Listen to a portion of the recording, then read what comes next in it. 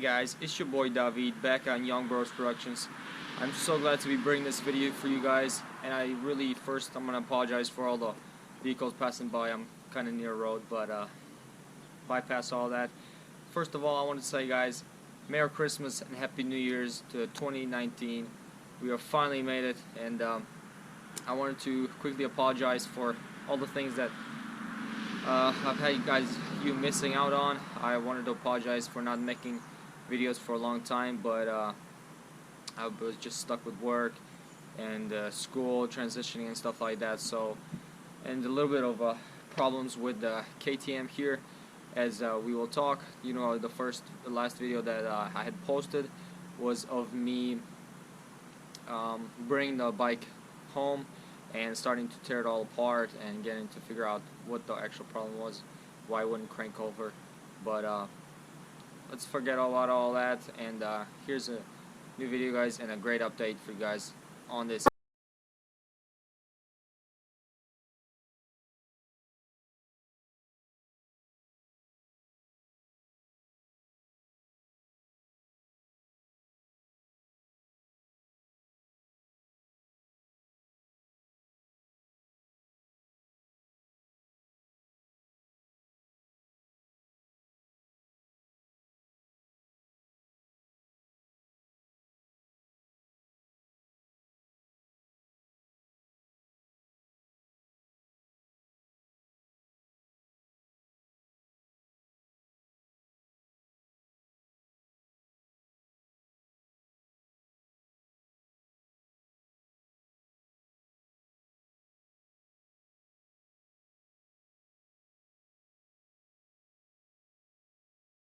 So I'm guessing you guys are all been waiting for this video, and it's finally an update to where I can finally tell you that the bike is finally up and running, cranks up every time, and does have a little hesitation, but you know, that's not a problem. That's with every bike that's been standing for a couple of years. But yeah, she runs really well and smooth, and I can't wait to show you guys a video of that. But here I'm going to do a small video and update of the things that I had to actually get put into this bike so she will work. So just a wraparound of everything that I have done. Here it goes. All the necessary things for this bike to have run, I will do that list first, and then all the other stuff I will do after. So top it off with it was a camshaft cam on the exhaust side. That one, it was just worn out. The lobes on itself were worn out too much. I will probably display a picture of it right here in front of you, so you guys can see what I'm talking about if you guys don't know exact parts names. But that was worn out. The little decompression piston that sits inside, maybe not a piston, but you guys understand what I'm saying. A little valve in there, that's for a decompression. It was worn out. It was not working correctly. There was a little bit of piece that was shaved off, so once the bike spun over once, it would stop, build too much compression. It would not spin over at all, so the bike didn't want to run at all. Wouldn't even want to crank over. So also I got the new valve levers that sit on the top of the shims themselves. They push down on the shim, so helping the bike turn over whenever you are pressing the start button. Also I got a camshaft cam tensioner. I'll display a picture right here so you guys know exactly what I'm talking about. I went with a nice orange color so it'll match the KTM, of course. And these parts I will be able to show you guys a link down in the description, or you guys, I'm sure you guys all know, it's KTM World Park. They have a ton of blown up bikes and bikes that have been just used as parts. So I was able to contact them. They were able to get me a really good price. So let me know down in the description, and I'll link the parts for you guys if you guys need it, if you guys have a problem starting up a bike just like this. And so I would say that is the main things that I would actually had to get, excluding the battery, which I get a lithium battery that has double the cranking amps just in case. And but it works still okay with these cold weathers.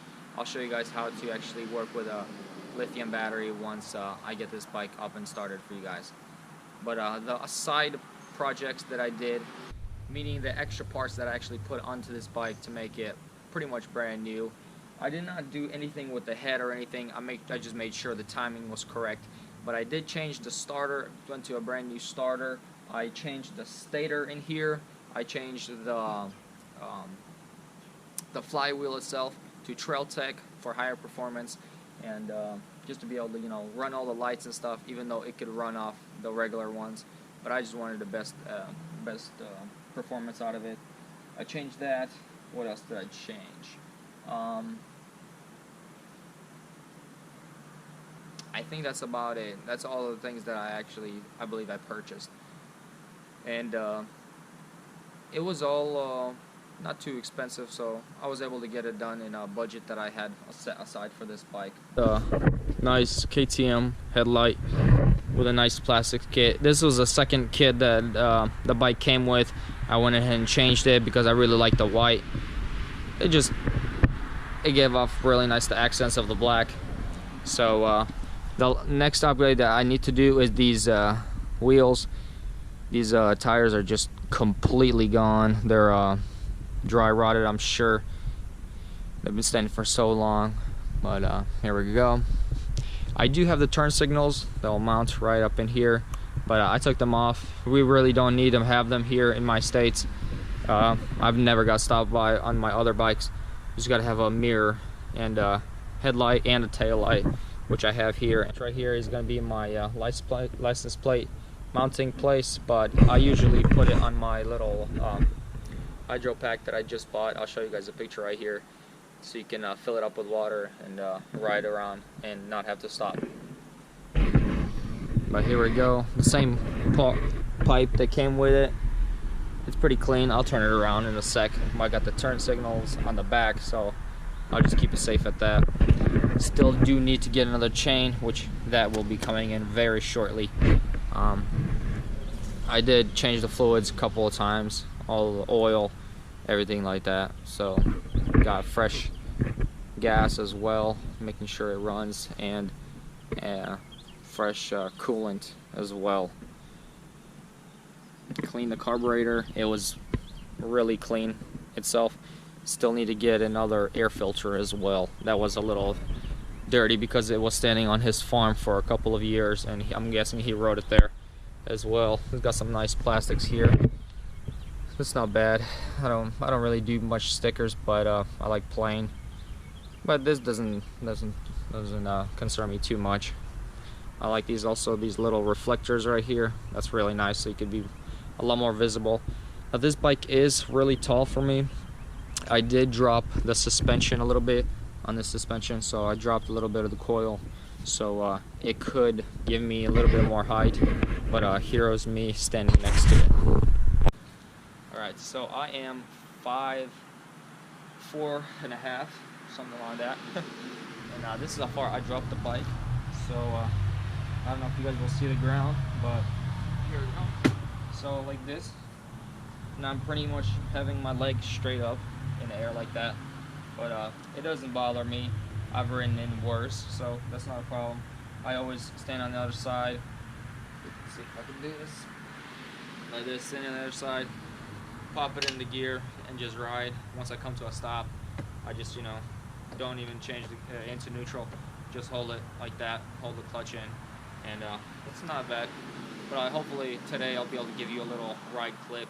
It is a little bit wanting no rain on that side, so pretty bad weather around here.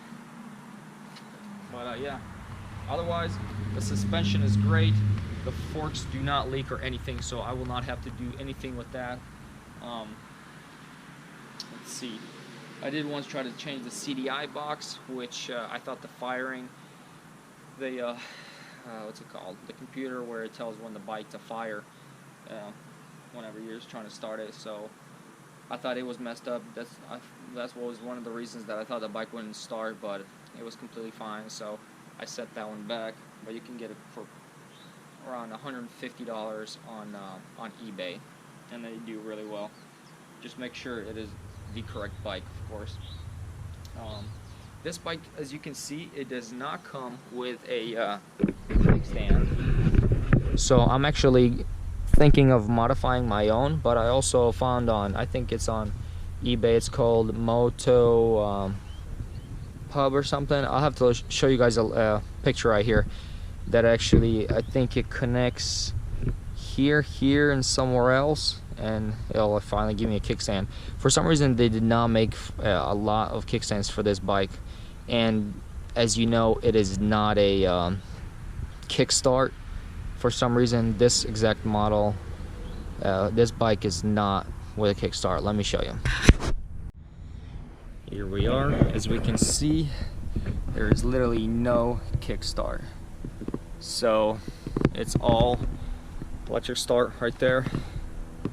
And so that kind of can be a problem if you're riding in trails and stuff and your battery dies and you need to kick it over. But hopefully you're up on a hill or something and you can get it rolled down and get it pulled by a buddy and then get it bump started.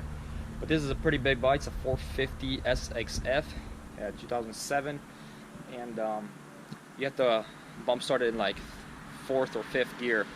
They are pretty big engines, so you have to really get it up there. And plus, me weighing at like 134, that's really light to be able to bump start this bike. I've seen older people and a lot heavier than me and having to put a backpack on the back of their back and a ton of bricks just to get enough weight and get pulled by a car, and that's how they were able to bump start it. So if you guys have any problems with that, hopefully you guys can figure that out. But yeah, so let's see if we can get her to start up. It is a bit chilly outside and sprinkling, but with this lithium battery, what you actually want to do is get the juice flowing through the battery first. You hit the start button for like 2 seconds to 5 and just let it go and wait for 30 seconds and then start to crank it up a little bit more. Of course, have your choke on, and then you want to repeat that cycle maybe 2 or 3 times until the bike does start. You always want to give that little break between the 30 seconds, so you want to let the battery charge back again. That's how these lithium batteries actually work, which you have to get a circuit running through them if they've been standing for a while, or not really standing for a while, but mainly just a dead not really dead, but not enough juice. You want to get the circuits flowing inside first, and then she will definitely fire up. Put the choke on, turn the gas on. Perfect. Make sure she's in neutral. Alright.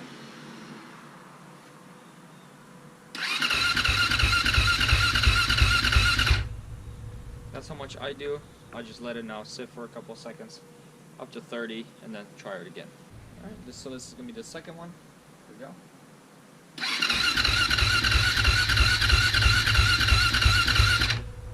Alright, now we wait another 30 seconds and try it again. Alright, so I finally got her started. It was the 4th time. I didn't want to record every time, it's just too much for you guys. So here we go, this is what she sounds like. And she just died because I gave a little bit too much gas. She hasn't warmed up.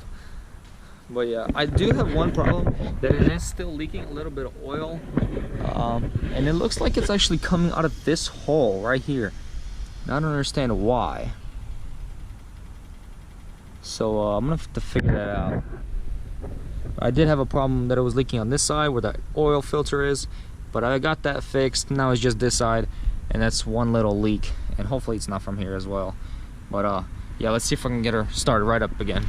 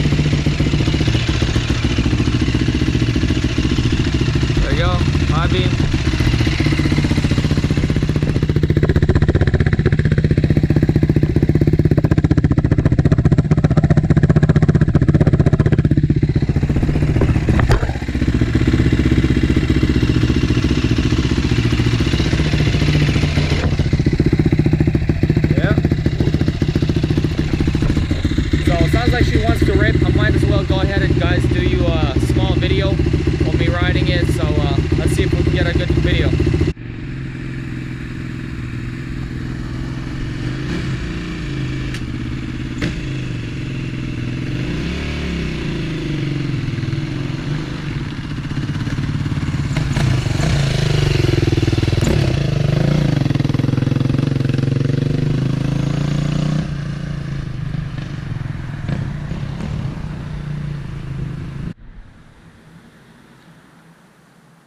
So yeah guys, that will wrap it up for today. I thank you guys so much for staying tuned and watching all my videos. I appreciate it, and I'm really sorry that I haven't posted a lot in this whole year pretty much. But hopefully, since this bike up and running and everything like that, weather getting a bit better down here, hopefully I'm going to be able to pump out a lot more videos for you. Thank you guys for watching. If you guys wish to, you can go ahead and subscribe down below, hit the little bell so you guys get notifications of other videos that I post. You guys are the best. Peace.